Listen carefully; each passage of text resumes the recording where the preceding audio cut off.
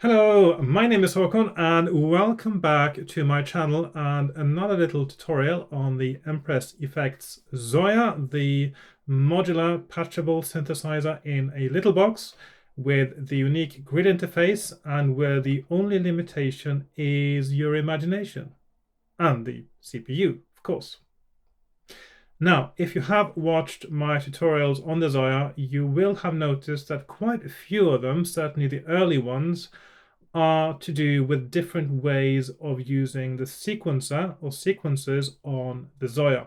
And that is because one of my main uses for the Zoia has been, in addition to effects, to use it as a performance sequencer. And also to use it as a sequencer on with the sounds of the Zoia itself. So I've done different things to do with controlling gate lengths, ties, slurs, rhythms, etc. with the sequencer. But there's one thing that the sequencer module on the Zoia can't do. And it just occurred to me a few days ago that this is actually something that isn't uncommon for hardware sequencers to do. And so I wanted to have a little look and see if I could make a sequencer in a different way. So now we have a little sequence running here.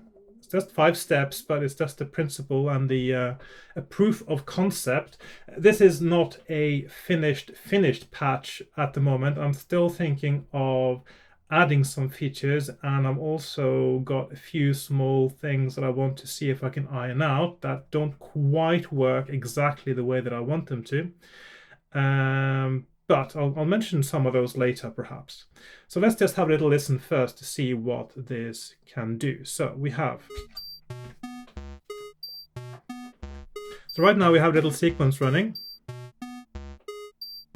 But one thing that a normal sequencer can't do is to change directions. Now it's running the opposite way. And now it is going alternating directions. Now it's going alternating directions, but with a sine wave. So the steps in the middle are going to be shorter. And now we also have random as well.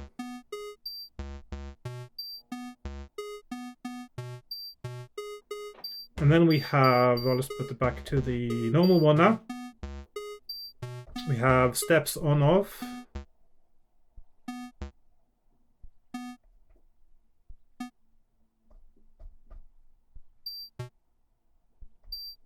And now we might be able to see that there is a little bit of latency here, of course, which is, of course, a problem for lots of people when they use the Zoia for complex patches that require a certain amount of serial connections. It's not a problem for me, but it's tricky, but you may need to compensate for that sometimes. One of the things that you often encounter when working with sequences and you want to do advanced things with them is you often have to delay certain signals or triggers in order to get the timing just right. And I haven't refined the timings for this one. One thing I did have to refine a little bit, let's go back to the sine wave one here. Originally, when I made this to start with, the middle step, because it's moving so fast there, would not play, but I found a way to get past that. Anyway, so this is the main concept. So instead of using a sequencer as a sequencer, this patch uses a switch as a sequencer. Of course, you can't see the switch right now. This is just UI buttons that are used to display the steps. So this is just the user interface. I also have a speed control here.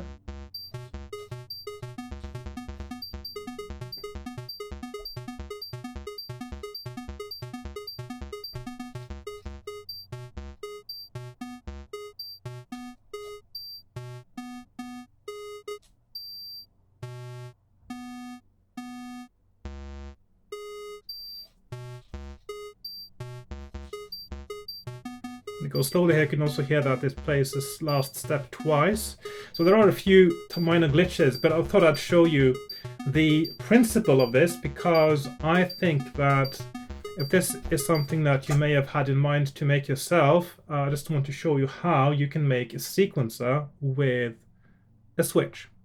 So in order to show you this patch, I'm not going to show you on the Zoia itself today, because with complex patches, it's very tricky sometimes to go back and forth between pages, and it's easy to lose track of exactly what I'm showing you, and it's harder to make sure that it's clear. So for this particular patch, I've done it on paper. So I will show you on paper how this patch works. So I'm going to put the Zoia aside for the moment. I may refer back to it at some point, but for the moment I will leave it aside and not use it unless I have to again. So just give me a moment and I'll swap out the camera view a little bit.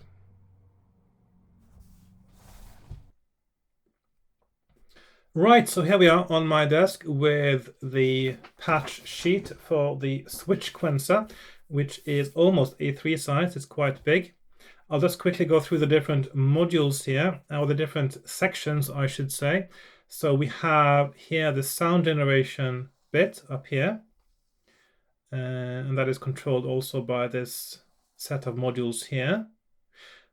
Here we have the switch that is functioning as the sequencer in this patch, hence the name switch sequencer. And that has note values that are set by these value modules. And then we have the on-off for each step. If you want to switch a step off, that is controlled by this set of multipliers, and also by a multiplier and comparator over here. Then we have the control panel, which is what I showed you in my demonstration. So we have the buttons for switching off steps here. We have the buttons that just show the lights for which step is active in this sequence. And then we have the set of UI buttons, which function as a radio button set to select which waveform is used to control the direction and which step of the sequencer is going to be played. Over here on the side, we have a few value modules that control the timing of the whole patch. And those are used to be sent into 2 clock dividers and 1, 2, 3, 4, 5 LFOs as well. Plus a random module down here is also part of that same section, really. And then we have a few switches, which mainly are concerned with, of course, making sure, selecting which of the LFOs or the wave or the sequencer direction control, I suppose, LFOs, and also changing the colors of both the buttons for selecting which LFO and also the colors of the UI buttons that show which step is active. So yeah, it's not a very complicated patch, it's just quite a few modules to keep track of. So let's just get the audio part out of the way. So we have up here, I'll just drop the pen actually, I don't need that at the moment. You may see I've got a few blue lines here because I noticed there were a few lines I'd forgotten to put in. So we have a standard sound generation module up here. We have an oscillator into a VCA, into the audio output, and the VCA volume is controlled by an ADSR envelope right here.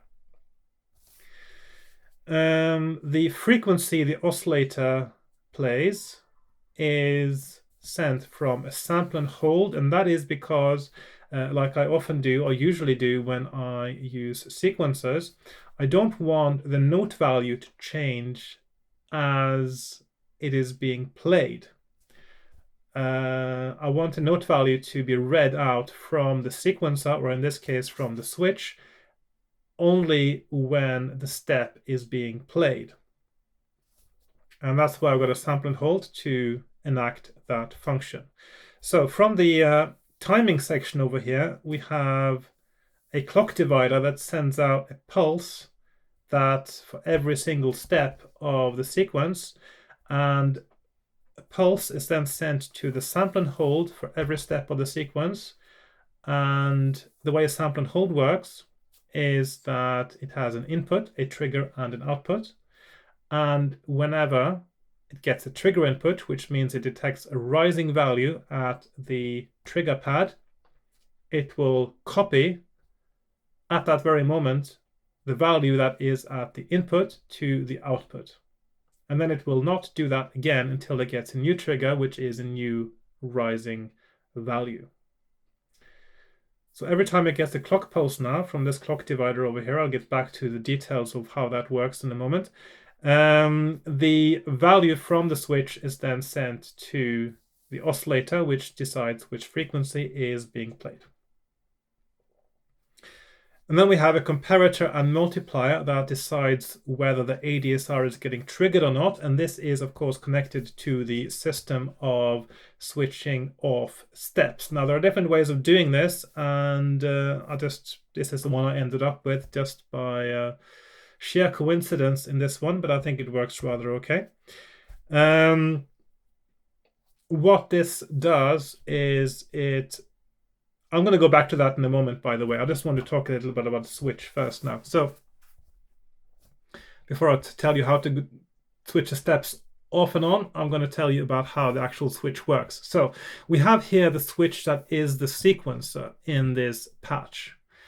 And the way it works, of course, I mentioned it earlier, the note values in these 5 value modules are each connected to each of their own channels on this 5-channel switch. If you want to make it more than 5 channels, you can make it up to 16 channels and use exactly the same principle of patching as I've done here. If you want to do more than 16 steps, then you will have to make some way of having more than 16 steps of switching. A switch can only have 16 channels as a module. But there are, of course, roundabout ways of doing it.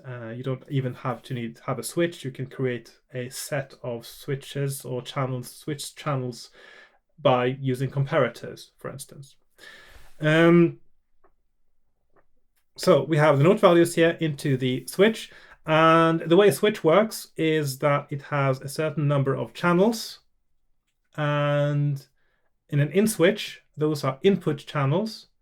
And it has a single output, whereas an out switch has multiple outputs and just a single input. And the idea is that only one of the channels is routed through to the output. So only one signal coming in at a time, and only one signal, one of those channels, is going out to the output. And then that is decided by the value at the channel selector pad.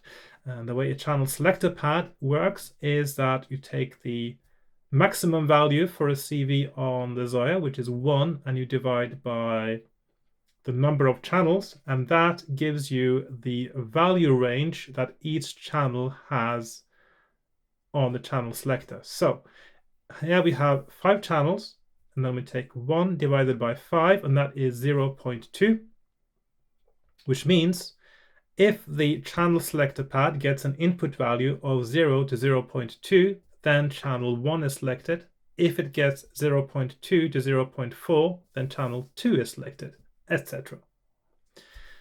And of course, these values will change when you have more channels. I'm going to get back to how the channel is selected, because as you can see, that is a line that goes down here. So we're going to go get to that in a few moments. I'm just going to talk first about how you switch off the steps, because that is relevant to these modules here and the ADSR as well. So when I showed you the demonstration now, I had this row of buttons at the top, which are latching push buttons, which means that when you push them, they stay on. When you push them again, they go off. And when they light up, that means they send out a value of 1. And those were for defining which step is of the sequencer, which note steps on the switch in this case are going to be switched off.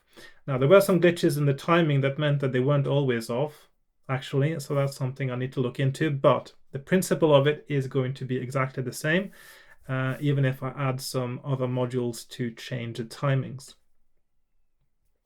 So when these are switched on, they are sending a value of 1 to each of their own multiplier modules here. So there's 5 multiplier modules, 1 for each channel.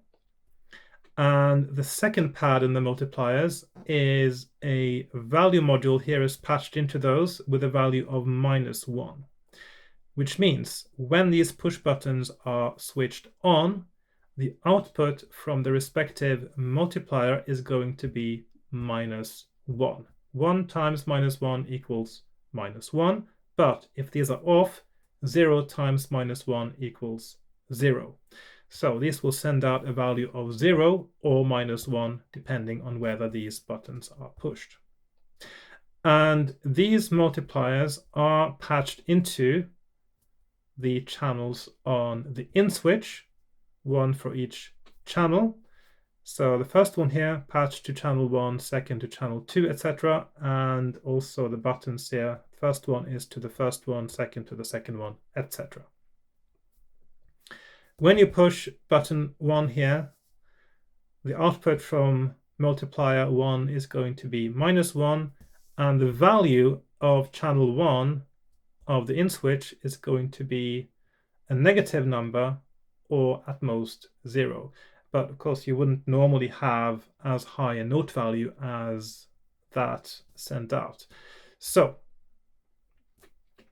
but of course, if you accidentally did make a note value of 0, or note value of 1, I should say, on the note values there, it might be a good idea to actually make sure that the step still isn't triggered if this is off. So I'm going to create a little offset on the negative input of the comparator there. I'll get to that in 2 seconds. So when you have the note value coming out of the switch, it is sent to the sample and hold, which sends it to the oscillator once per step because of the clock time here from the clock divider. And it is also sent to the comparator. Now, the way a comparator works, it has 2 inputs, a positive and a negative. And the principle of it is as follows. When the value in the positive input is equal to or greater than the value in the negative input, then it will output a value of 1. And in order for this to work consistently all the time, there should be a tiny value on the negative input, 0.001, for instance. Not 0, because if it is 0, it will still trigger if you have a note value of 0, and it will trigger if you have a note value of 1, and you are trying to switch the step off. So 0.001 at the negative input is a good idea. And the output from that comparator is sent to this multiplier, which also gets the trigger impulse from the clock divider here, which means that when both the comparator triggers, which means that the note value coming from the switch is positive, and when it gets a clock pulse, then it will send, only if those two things are true at the same time, will it send a pulse to the gate input of the ADSR envelope, and the ADSR envelope is triggered. Which means that if you have a negative value on the switch, because one of these buttons have been pushed, then this multiplier will output 0 and the ADSR envelope will not get triggered. And that is how it mutes steps on the switch. Right, hope that is clear. If you have any questions, of course, feel free to ask. The next bit I want to talk about is the timing of the patch. So we have here two value modules. I don't need the pen on this. It's just lying there, so I'll keep picking it up. We have two value modules which control the time of the patch. And when I started making this, I chose to have the main timing be the cycle time rather than the step time.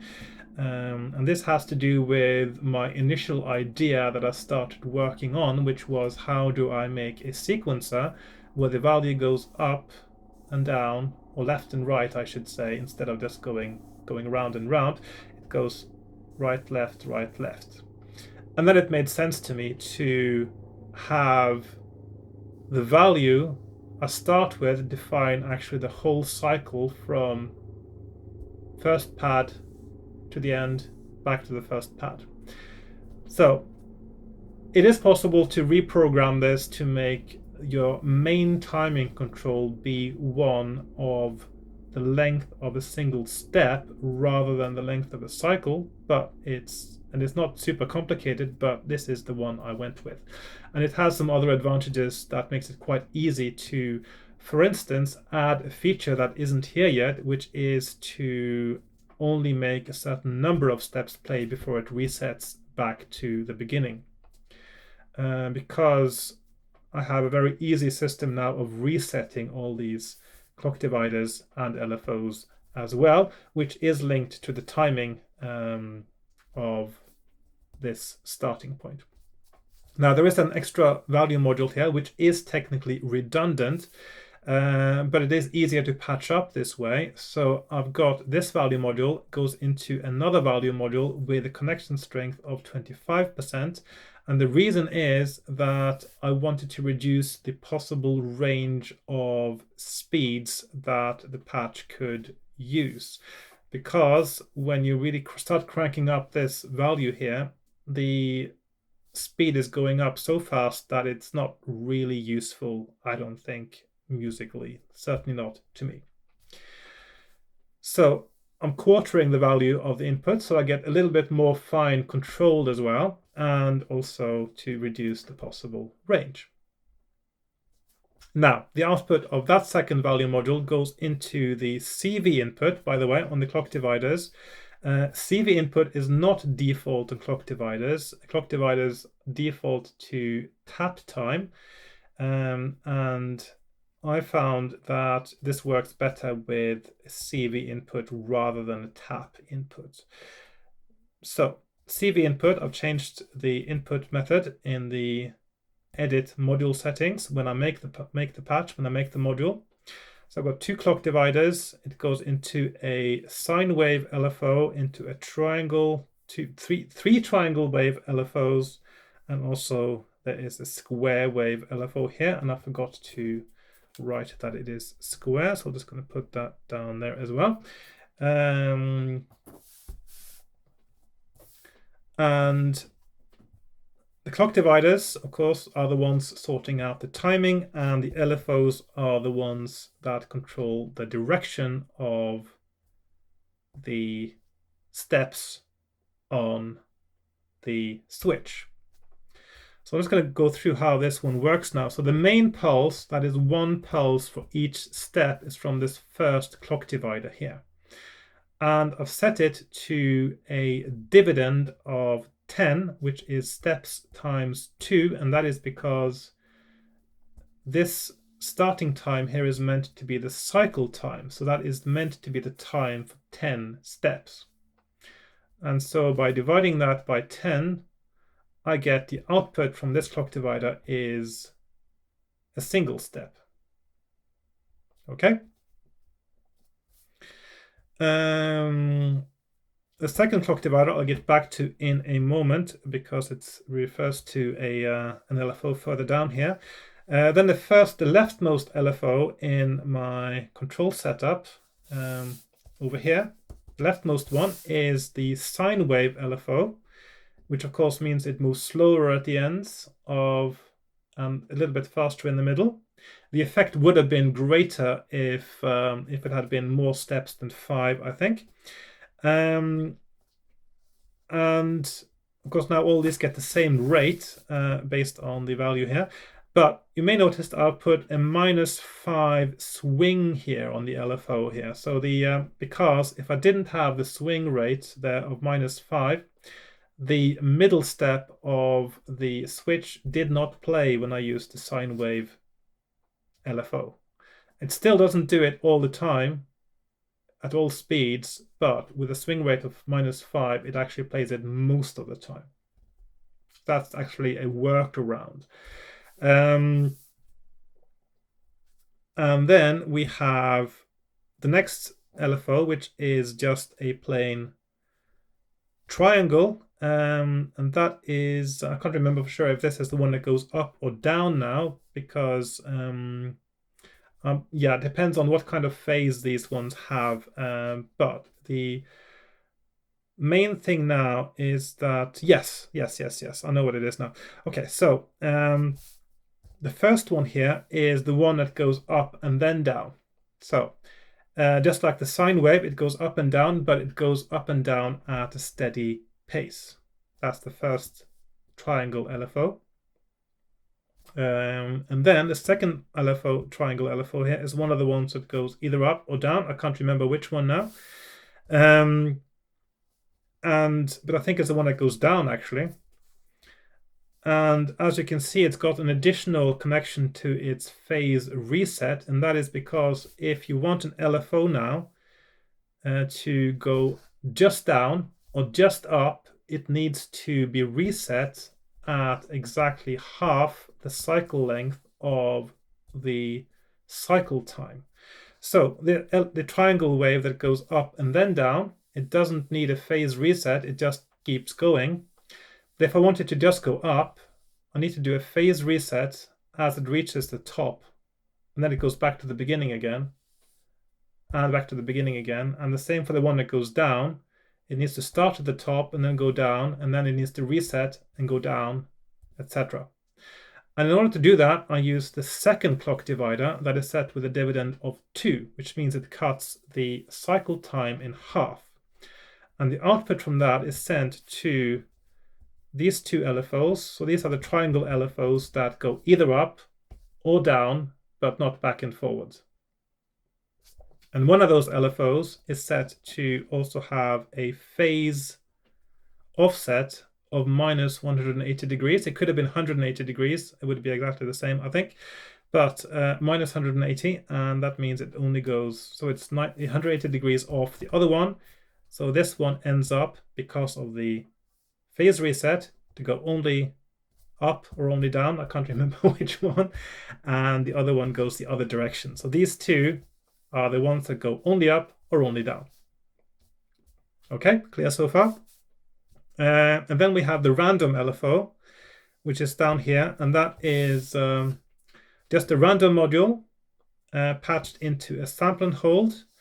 And a random module sends out a random value once each clock pulse, so once every 1.3 milliseconds, I think. I'm not sure if it is that often, but it seems to be quite fast anyway.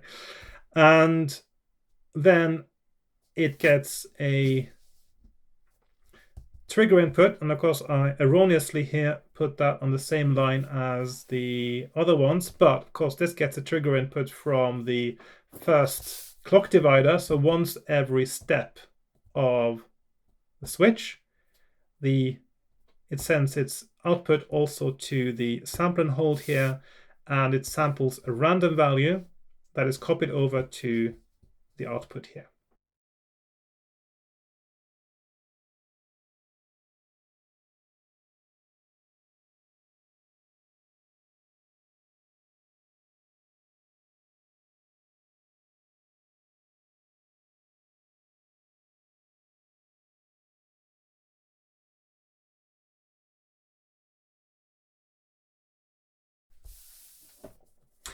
And the values of these LFOs and the random one down here, or the random value, which is then, of course, triggered in the same rhythm as the other ones, they are all sent to another in switch down here.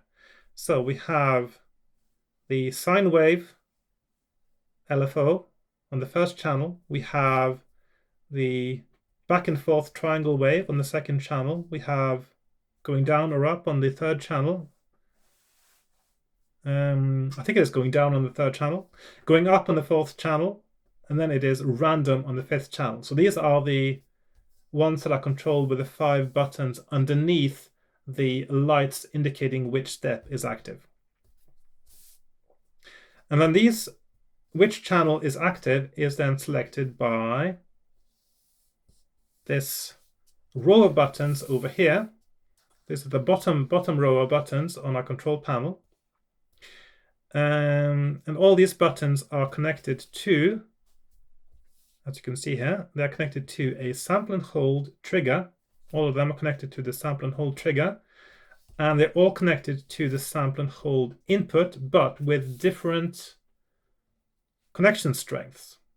And this is exactly the same as the in-switch channel selection principle I talked about earlier. So when the first UI button here is connected with a connection strength of less than 20%, which means that the value that you get out of the sample and hold if you push the first button is going to be less, between 0 and 0.2. And the second button have a connection strength of a little bit less than 40%, which means if you push that button, then the connection strength will make the output from the sample and hold be a little bit less than 0.4, etc. And these values are then sent to the in-switch over here, and that controls which of the LFOs is controlling the motion of the main sequencer, the switch up here.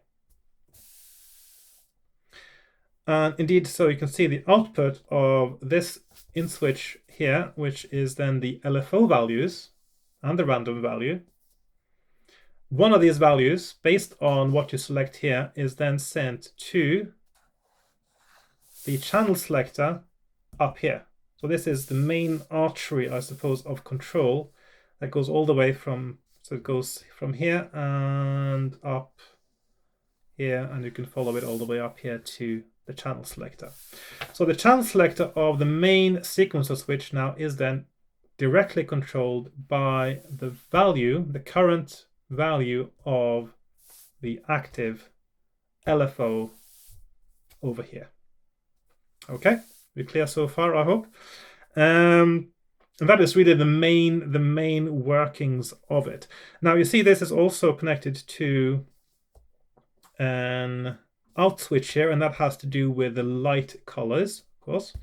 I'll get back to that in a moment. So for both of these, both the UI button row that shows the lights of the active step, and for the UI buttons below here as well, they both have a value module patched into them to define the base color. So this is 0.0375 for the ones showing which step is active. That is bright red. And then is 0.0875 for the other one, which is orange, bright orange. That shows the passive color of these two rows of buttons. But in addition to that, I want to change the color when a step is active. So in addition to controlling the note value in switch up at the top, the in switch that is from the LFOs, that is the main values that control which step of the main sequencer is active, they also go into a CV out switch down here to select a channel of from 1 to 5 here, which are connected to the 5 UI buttons. So which means that when channel 1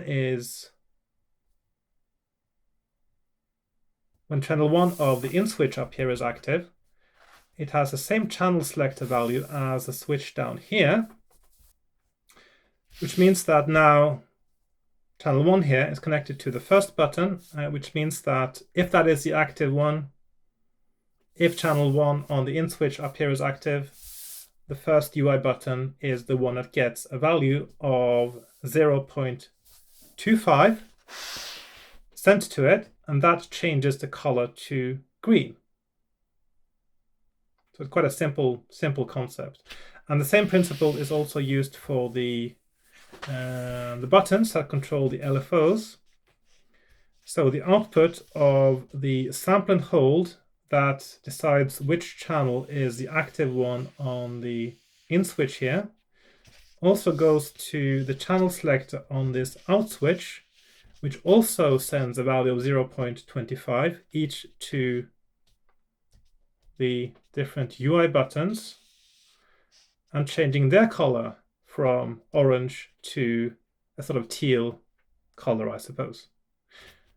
It could have been different colors, and of course you can change these by changing these values, but I think it's a nice contrast to have those color combinations. So this switch controls the color of this row of buttons. This switch controls the color of this row of buttons, which is the active step. And that, I think, is all the workings of this patch. And I hope that was really clear. And I think you might agree with me that it's a little bit easier to get the overview of a patch like this on a single sheet of paper instead of leafing through 5 or 6 pages of patching on the Zoia, and where, of course, the connections are quite numerous as well between different parts of the patch. So the main workings of this is the in switch up here gets its note values from a set that you can change. Notes on off with multipliers and buttons, and also the multiplier comparator that control the ADSR. And then we have the timings with 2 clock dividers, one to define each individual step of the sequencer, and one that resets 2 of the LFOs to make them only go through half the cycle, so that they either go just up or just down. And then we have the buttons that select which LFO is active and, of course, which step is on or off. And then we have a few extra switches to control the colors. And that is the entirety of the patch. So I hope you found this useful. It is not a finished patch as far as I'm concerned yet, but feel free to take the principles of this, do something with them yourself, experiment a little bit. One of the nice things about working on the Zoia, I think, is that when you find out how to do one thing, you very often find out how to do something else at the same time, using the same kinds of principles, algorithms, calculations, ways of patching things together. And so any patch can become a sort of learning experience for creating something else. Now, one thing I have in mind for this patch is to create 16 steps rather than 5. I want to see about, I'll actually know how to do that, to add the modules needed to only play a certain number of steps. One thing I haven't quite figured out how to do yet in a reliable and consistent manner is to introduce swing. But then again, I'm not actually that big a fan of swing, actually, to be honest, on sequences. Yeah, that's it for now, I think. And I hope you enjoy this, and I will see you again in my next episode of Zoia patching or something else. And goodbye for now. Bye bye.